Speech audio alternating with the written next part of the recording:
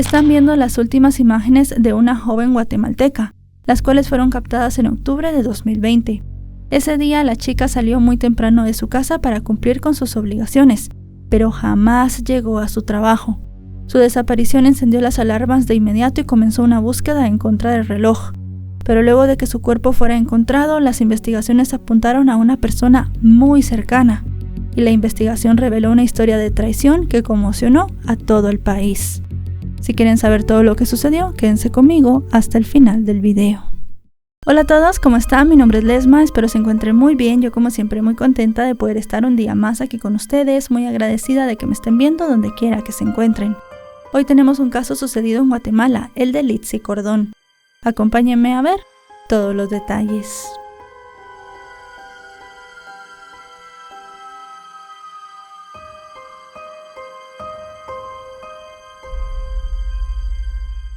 Litzy Amelia Cordón Guardado nació el 30 de mayo del año 2000 en una pequeña comunidad de Guatemala. Cuando era muy pequeña, su madre Carla tomó la decisión de mudarse a Estados Unidos por razones económicas, y Litzy creció al lado de su padre, pero también estaban muy presentes en su vida sus familiares maternos. Además de eso, su madre se ocupó en mantener contacto casi a diario con ella. Le enviaba fotografías e incluso en algunas ocasiones paquetes con ropa, regalos y artículos personales. Estos esfuerzos de Carla por estar cerca de su hija hicieron que a pesar de la distancia el vínculo entre ellas se mantuviera muy fuerte. Eso sí, varias personas que conocieron a Litzy comentaron que durante su adolescencia sí resintió mucho la falta de su mamá, pero realmente como tenía tantas personas buenas a su lado y la mujer sí que se comunicaba constantemente con ella, pues todo esto se pudo apaciguar. En resumidas cuentas, Litzy era una chica como cualquier otra. La describen como una joven muy sociable, muy divertida y también de un muy buen corazón. Cuando terminó el bachillerato, ella decidió ir a la universidad para estudiar la carrera de trabajo social, una carrera que para muchas personas que la conocían le quedaba como anillo al dedo, porque ella siempre buscaba ayudar a su comunidad y se preocupaba por los menos favorecidos. Para el año 2020, Litzy tenía una rutina muy marcada. Era una joven casi independiente. Ayudaba a su familia en un negocio que ellos tenían, que era una tienda de abarrotes específicamente propiedad de su abuela. De lunes a viernes la pasaba en este lugar desde las 6 de la mañana hasta las 3 de la tarde. Luego de eso se iba a su casa para realizar sus tareas de la universidad o estudiar un poco. Los fines de semana eran los que dedicaba a ir a clases en la institución educativa a la cual asistía, y además de eso también tenía tiempo para pasar con su novio, un chico más o menos de su edad de nombre Ferdi. Parecía que en ese momento la vida de Litzy era muy tranquila y como la de cualquier otra chica en sus 20 años. Adicional a esto, ella acababa de heredar una propiedad de parte de su familia y estaba en construcción, por lo cual durante muchas tardes también ella iba a este sitio para ver cómo iba la construcción y también para echarle un ojo a los sembradíos que tenía alrededor de donde estaría la casa. Al final de cuentas, como les vuelvo a repetir, parecía que su vida era muy tranquila. Litzy estaba muy ilusionada con esta nueva casa, pero ella en ese momento no imaginaba que ese terreno, esa casa y esa construcción que tanta ilusión le hacían terminarían siendo el punto de quiebre en su vida. Y es que esta casa estaba rodeada de vecinos, como suelen estar todas. Estos vecinos eran algunos de sus familiares, específicamente paternos. Y entre estos estaba un primo llamado Kevin Manolo Rivas Cordón. Ellos no tenían una relación especialmente cercana, pero sí que se conocían desde muy pequeños y ocasionalmente coincidían en reuniones familiares o en actividades de la comunidad o se veían por la calle. Parecía al final de cuentas que se llevaban medianamente bien y no habían tenido grandes problemas. Así las cosas, llegamos al lunes 5 de octubre del año 2020. El día anterior, Litzy había pasado tiempo con su novio y él la había dejado en casa de una tía. Ese día se esperaba que Litzy fuera a la tienda, pero no llegó. Ella tenía que abrir y además de eso tenía que pasarse como era costumbre por la construcción y regar algunas plantas. Lo último que se supo de ella fue que a las 6 de la mañana había salido de casa a bordo de su motocicleta. Y después de esto las horas comenzaron a pasar y sus familiares no tuvieron noticias de ella. Con el paso de las horas sus familiares se dieron cuenta que algo no estaba bien. Y como Litzy tenía una rutina tan definida, tuvieron que ir con las autoridades a poner una denuncia por su desaparición. Rápidamente se activó el protocolo Isabel Claudina y comenzaron a buscar a Litzy. Varias personas también pensaron en Ferdi, el novio de la jovencita, como un posible sospechoso. Se entrevistó a este joven, él aceptó que el día anterior había visto a Litzy, pero dijo que la había dejado, como ya sabemos, en casa de su tía y que luego de eso no la había vuelto a ver. La desesperación de los familiares comenzó a subir cada vez más y llegó a un punto álgido cuando la motocicleta de la jovencita fue encontrada abandonada. Pero todo estaría por empeorar, ya que después recibieron una llamada que cambiaría por completo el rumbo del caso. Más o menos a las 8 de la noche de ese 5 de diciembre, el teléfono de la abuela de Litzy sonó. Y al ver la pantalla notó algo que le dio un pequeño alivio. Parecía ser una llamada que venía del número de su nieta. Pero ese alivio duró apenas unos segundos. Del otro lado de la línea no escuchó la voz de Litzy, sino la de un hombre aparentemente desconocido. El sujeto le pedía una recompensa de 5 millones de quetzales a cambio de darle a Litzy con vida. Esta cifra era completamente desorbitada. Podrían ser ahora más o menos unos $650,000, y la familia de la joven no la tenía. Con esto sus peores temores estaban haciendo realidad. Litzy no estaba perdida, no se había ido con alguien, sino que una persona la tenía retenida en contra de su voluntad. Inmediatamente la familia, a pesar de la conmoción, comenzó a pensar cómo podían conseguir esta cantidad de dinero. Como les digo, para ellos era demasiado desorbitada, no tenían todo ese efectivo. Así que comenzaron a moverse para ver qué podían hacer, si podían vender o prestar algo. Pero las cosas pues no terminaron de la peor manera, ni siquiera tuvieron tiempo para saber o para pensar cómo juntar esta cantidad de dinero, porque al día siguiente el cuerpo de Litzy fue encontrado. La joven estaba sin vida en un terreno baldío muy cerca de la casa que estaba construyendo. Presentaba evidentes señales de violencia y según los primeros informes forenses había perdido la vida como consecuencia de una compresión en el cuello. Tenía apenas 20 años. Pero al margen del dolor y de todas las especulaciones que se podían haber estado dando en el caso, había algo que no encajaba para la familia ni para los investigadores. Apenas unas horas antes habían recibido una llamada que pedía un rescate como objetivo. ¿Por qué le habían quitado la vida a Litzy tan rápido? ¿Por qué no habían dejado que sus familiares pues pudieran juntar el dinero o tal vez hacer otra llamada y dar otra cantidad? Realmente no parecía que se hubiese querido concretar una negociación real. Comenzaron a pensar que tal vez solamente había sido una llamada para despistar. Y así, mientras los investigadores intentaban reconstruir lo ocurrido, los seres queridos de Litzy trataban de asimilar la dura pérdida. Así, la exigencia de respuestas se hizo cada vez más y más fuerte. Familiares y amigos se reunieron para darle la última despedida y la ceremonia estuvo marcada por el dolor y la incredulidad. Realmente no entendían quién podía quererle hacer daño a la jovencita. Para la comunidad, la violencia se estaba volviendo un problema, así que como resultado de esto, 350 personas más o menos participaron en una manifestación pacífica para exigir respuestas y pedir que el caso no quedara impune. Estoy aquí porque quiero justicia, quiero que me ayuden, quiero que investiguen, quiero que encuentren responsables. No se puede quedar así. Todos se vistieron de blanco y portaron velas y pancartas en memoria de la joven. Mientras tanto, los investigadores avanzaban en silencio después de recibir una pista que cambiaría el rumbo del caso. Y es que una parte clave en esta investigación fueron las cámaras de videovigilancia, ya que gracias a estas grabaciones se pudieron reconstruir los últimos movimientos de Litzy. En las imágenes había algo que les llamaba poderosamente la atención. Mientras ella conducía su motocicleta, un automóvil blanco la estaba siguiendo muy de cerca.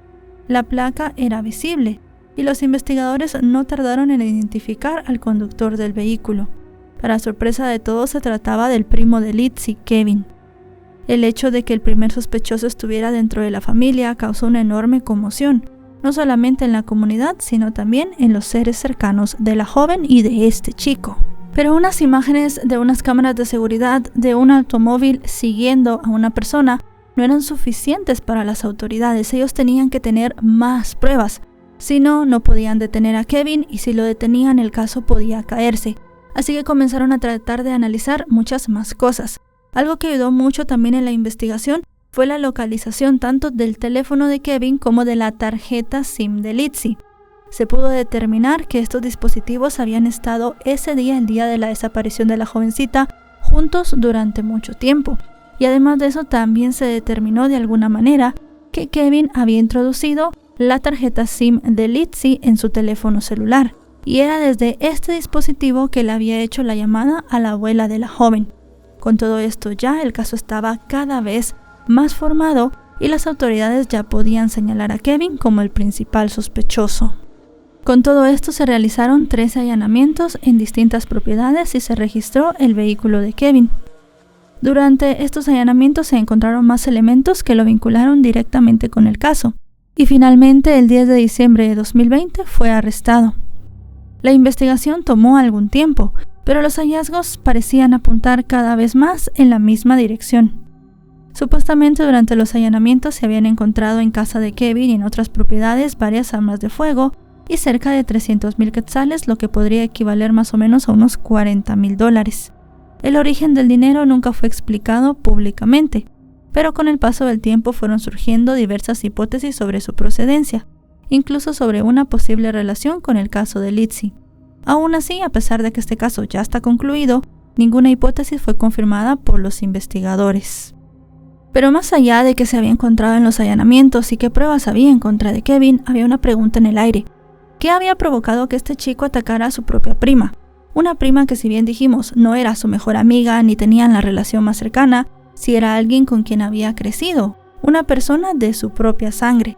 Además de eso, muchos familiares comenzaron a describir a Kevin como una persona que no tenía la personalidad para quitarle la vida a alguien, así que las razones estaban cada vez menos claras. La hipótesis principal que tenían las autoridades era la herencia familiar, pero no porque quisieran quitársela a Litzy o porque esto hubiese sido un punto de pelea entre ellos antes de que la joven la recibiera, sino que simplemente Kevin, al ver que la casa de su prima estaba construyéndose, que ella tenía este terreno, que además de eso estaba estudiando y tenía una vida muy tranquila, podía haber sido víctima de su propia envidia, y debido a esto había decidido exterminarla, quitarle la vida. Para muchas personas él simple y sencillamente había actuado de una manera muy horrible porque quería ser como Litzy o deseaba tener lo que ella tenía. También se habló de que simplemente había sido un acto de pura crueldad, pero al final es una incógnita que queda en el aire, porque Kevin, a pesar de ser detenido, nunca ofreció una explicación convincente ni dio las razones que lo habían llevado a actuar de esa manera. Sea como sea, el 4 de enero de 2021 fue ligado a proceso y acusado formalmente de los delitos de plagio y asesinato. Además, un juez ordenó que permaneciera en prisión preventiva. Meses después, en mayo de ese mismo año, se programó una audiencia clave para definir si el caso sería elevado a juicio o no. Sin embargo, el proceso comenzó a tener algunos retrasos. En una ocasión, la audiencia tuvo que suspenderse porque el sistema penitenciario no había logrado trasladar a Kevin a tiempo.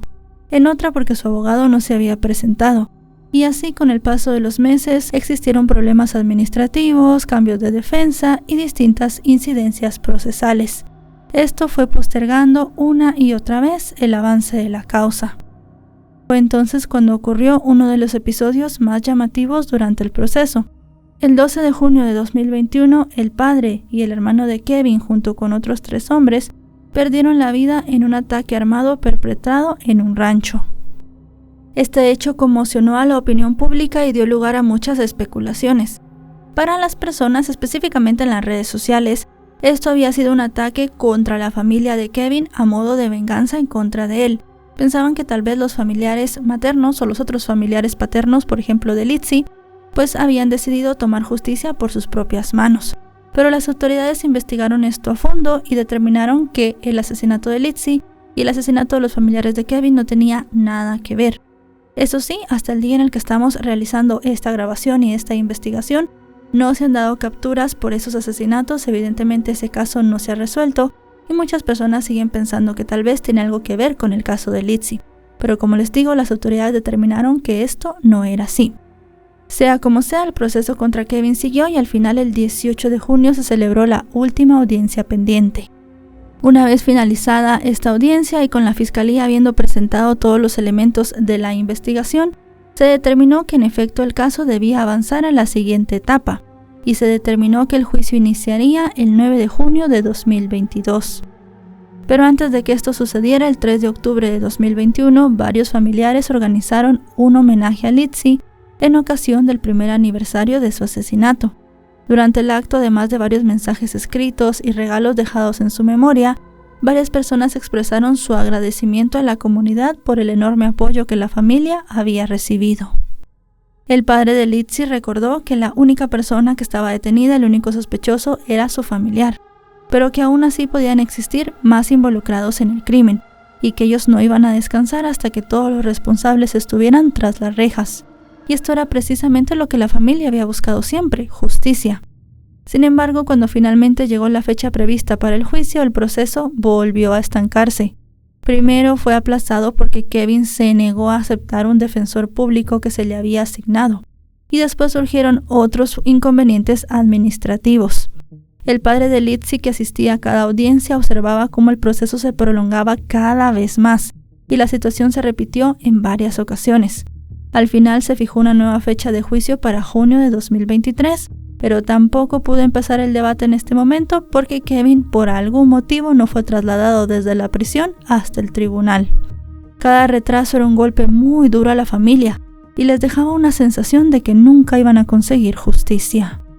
Y no solamente fue el hecho de que en cierto punto la defensa de Kevin y él también por sus propios medios intentaran alargar el proceso que costó tanto que se llegara a un juicio. La familia de Litzy tampoco estaba del todo conforme con la investigación. Como les dije hace un momento, el padre de la jovencita pensaba que había más personas involucradas, y ellos mismos como familia y como comunidad habían realizado algunas investigaciones. Supuestamente habían realizado algunos avances que querían mostrarle al Ministerio Público, pero estos siempre se negaban, por lo cual ellos pidieron que en un procedimiento se cambiara de fiscal, pero este procedimiento fue rechazado. Además de eso, también se expresó el malestar de la comunidad en general del hecho de que Kevin estaba en un centro penitenciario llamado Matamoros, una prisión de privilegio asociada a políticos, empresarios y figuras influyentes. Pero si bien los familiares de Litzy expresaron este malestar, se les dijo que no se podía hacer nada al respecto. La decisión de mantener a Kevin en ese centro penitenciario había sido tomada por el juez que llevaba el caso, y había sido para proteger su integridad. Así los meses fueron pasando y estos meses se transformaron en años, y la familia de Litzy, específicamente su padre, en varias entrevistas dijo que se sentían muy cansados y muy frustrados con el hecho de que el juicio no empezara. Todas las pruebas estaban allí, y ellos simple y sencillamente querían tener justicia y poder cerrar toda esta etapa de su vida y continuar adelante honrando la memoria de la jovencita. No fue sino hasta enero de 2026, 5 años después de los hechos, que el juicio finalmente comenzó. Durante sus alegatos iniciales, la fiscalía sostuvo que el crimen de Kevin había sido cuidadosamente planificado. Entre las pruebas presentadas estaba el informe forense. Litzy presentaba múltiples lesiones y señales de haber sido sometida por la fuerza, pero eso no era todo. Los peritos también concluyeron que había sido víctima de una agresión sexual. También se escucharon las llamadas registradas durante la extorsión. En ellas, la familia insistía en que iba a reunir el dinero exigido, pero que no podían hacerlo rápido porque no contaban con los recursos suficientes. Por otra parte, llegó el turno de la defensa, y estos quisieron cambiar un poco el enfoque que le estaba dando la fiscalía al crimen, y dijeron que el responsable había sido otra persona, que Kevin no tenía nada que ver, pero para la fiscalía había pruebas suficientes para culparlo. La defensa dijo que había otras personas que también eran familiares de Kevin y Litzy que habían participado en los hechos. El mismo Kevin rechazó haber participado en todo lo que sucedió y dijo que el día que le habían quitado la vida a la jovencita, él había estado primero en casa de su suegra y luego en su casa. Y además de eso, también señaló a otras personas como responsables, específicamente a su hermano y a otro primo. Mientras tanto, también llamó la atención la actitud de Kevin. Varias personas señalaron que había una frialdad muy grande en su mirada en las audiencias, incluso mientras se expusieron los detalles del ataque a la jovencita. De hecho, en algunos programas de televisión que se dedicaron al análisis del juicio, los especialistas en comportamiento y lenguaje corporal comentaron la conducta del hombre y dijeron que era la de una persona emocionalmente distante, con rasgos egocéntricos y una tendencia a la agresividad. Así las cosas, el 27 de mayo de 2026, la fiscalía solicitó 112 años de prisión en contra de Kevin, 50 por rapto, 50 por quitarle la vida a Litzy y 12 por la agresión sexual. Un mes más tarde, a principios de junio de 2026, casi 6 años después del crimen, llegó el momento decisivo. El tribunal lo encontró culpable, aunque únicamente por el delito de plagio y por quitarle la vida a Litzy, no por abuso. La decisión, sin embargo, no fue unánime. Una de las juezas emitió un voto razonado, en el que señaló que a su juicio existían dudas sobre la responsabilidad de Kevin y que la acusación presentaba varias debilidades. Aún así, el tribunal concluyó que las pruebas en su contra eran más que suficientes. También se dijo que el Ministerio Público continuará investigando para identificar si hay otra persona que hubiese participado en los hechos, y además se puso a disposición toda la evidencia material y audiovisual recopilada durante el proceso. Finalmente, como la suma de las sentencias sobrepasaba el límite que una persona puede pasar en la cárcel en Guatemala, que no existe la cadena perpetua, se determinó que Kevin sería condenado a 70 años de prisión. Posteriormente fue esposado y retirado bajo custodia. Los familiares de Litzy celebraron la condena. Al final, luego de tantos años, podían tener un poco de tranquilidad, ya que la persona que le había quitado la vida a la chica iba a pasar el resto de su vida tras las rejas. Por otra parte, la abuela de Litzy continúa atendiendo esa pequeña tienda familiar a la cual ella le dedicaba tantas horas. Ha sostenido que la ausencia de su nieta le duele mucho, pero que está tratando de llevar toda la rutina con la misma dignidad de siempre. Además de eso, también están en una forma constante de mantener vivo el proyecto que Litzy dejó inconcluso. Y ha sido su padre quien se ha encargado de mantener la casa, cuidar el lugar y regar las plantas que ella misma había elegido. Incluso la casa fue finalmente terminada. Y bueno, chicos y chicas, hasta aquí el video de hoy. Un caso muy triste, muy impactante, que tardó mucho tiempo en obtener justicia. 6 años en los cuales una familia estuvo buscando y tratando de hacer lo posible para que esta persona no pisara la calle y estuviera la mayor cantidad de tiempo en la cárcel. No hay una cronología de los hechos realmente en esto, porque Kevin, que es la única persona que ya sabe qué pasó en ese momento, no la ha dado. Él sigue diciendo que es inocente, así que realmente no sabremos qué pasó aquella mañana con Litzy hasta que él se digne a poder decir lo que ha sucedido, aunque como ya vieron, él sigue diciendo que es inocente, así que seguramente nunca tendremos una versión de los hechos. Al final, lo importante aquí es que este hombre ya no va a volver a pisar la calle, es un peligro para la sociedad, es una persona que, sea por el motivo que sea que haya cometido este delito, es peligrosa para todos. Si este video les ha parecido informativo, recuerden dejarle un me gusta, recuerden suscribirse si no lo están. Actualizo 3 o 4 veces por semana y si están suscritos les llegará una notificación cada vez que yo suba un video. Ahora sí, nos vemos hasta otro caso. Adiós.